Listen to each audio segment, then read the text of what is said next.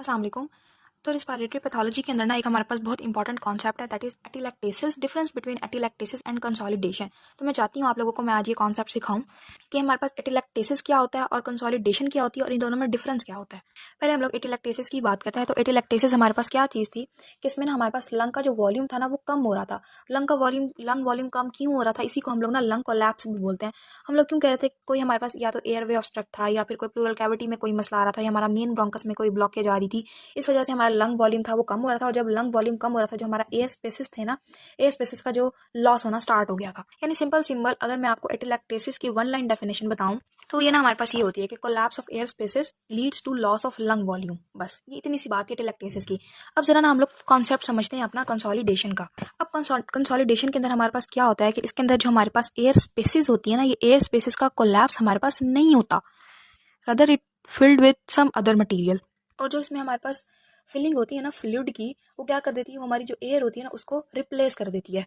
Simply अगर मैं आपको एटिलैक्टेसिस डायग्राम से ड्रॉ करके बताऊं तो एटिलैक्टेसिस के अंदर क्या होता है कि एयर स्पेसिस जो होती है ना वो हमारे पास इस तरह से ना कोलैप्स कर जाती है।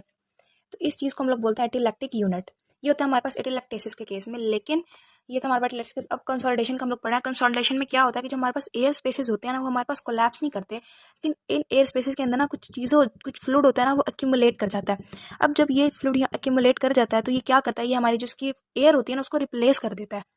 रिप्लेस करने के बाद जो एयर स्पेसेस ये होती है ना, ये कैसी हो जाती हैं, ये बहुत ज़्यादा हार्ड हो जाती है और ना स्वलन हो जाती है। नॉर्मल केसेस में क्या होता है कि जो हमारे पास ये लंग्स है ना, ये बड़े सॉफ्ट स्ट्रक्चर्स होते हैं।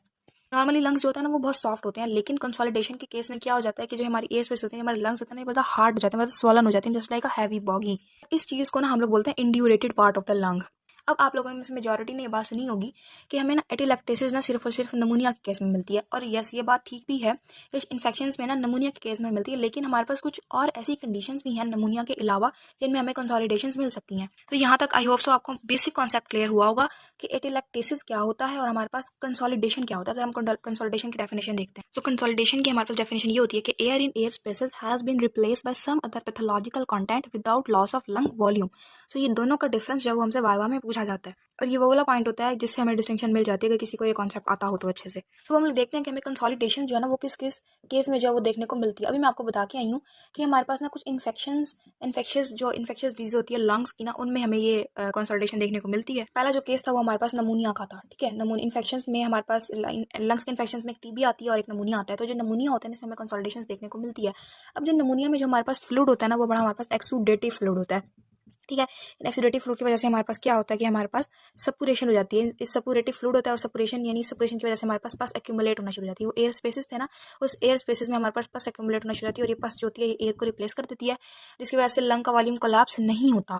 अब ये सिर्फ एक्सुडेटिव फ्लूइड के केस में हमें कंसोलिडेशन नहीं मिलती, इसके अलावा हमारे पास कुछ ऐसी अदर कंडीशंस भी हैं जिसकी केस में हमें मिलती हैं। फॉर एग्जांपल ट्रांसुडेटिव फ्लूइड, दो तरह के फ्लूइड होते हैं ना, एक एक्सुडेटिव एक ट्रांसुडेटिव। तो कुछ ट्रांसयूडेटिव फ्लूइड के केस में ही मिलता है। अब ट्रांसुडेटिव फ्लूइड हमारे पास कौन सा फ्लूइड होता है, ये होता है प्रोटीन पुअर फ्लूइड। अब ये किस कंडीशंस के अंदर हमें मिल सकता है, आप एग्जांपल से जरा याद रखिए। हमें कंजेस्टिव कार्डिक फेलियर में मिल सकता है, लेफ्ट वेंट्रिकुलर फेलियर में मिल सकता है। कंजेस्टिव कार्डिक फेलियर में हमारे पास क्या होता है, कंजेस्टिव कार्डिक फेलियर में हमारे पास पल्मोनरी एडिमा हो जाता है और इस एयरवे स्पेस के अंदर एडिमेटस फ्लूइड जब एक्यूमुलेट होना शुरू हो जाता है, इसमें मिल गया। इसके अलावा हमारे पास जो थर्ड कंडीशन होती है वो कोई ना कोई ब्लड की एक्यूमुलेशन भी हो सकती है। फॉर एग्जांपल हमारे पास पल्मोनरी हेमरेज हो गया या कोई ट्रॉमा हो गया, इस वजह से हमें भी कंसोलिडेशन देखने को मिल सकती है। इसके अलावा हमारे पास क्या चीज़ हो सकती है, कुछ एडवांस स्टेजेस में जाके ना हमारे पास यहाँ कैंसरस सेल की ना ग्रोथ भी हो सकती है, यानी यहाँ पे कैंसर सेल्स भी ग्रो कर सकते हैं। इसकी वजह से भी हमारे पास हमें कंसोलिडेशन देखने को मिल सकती हैं।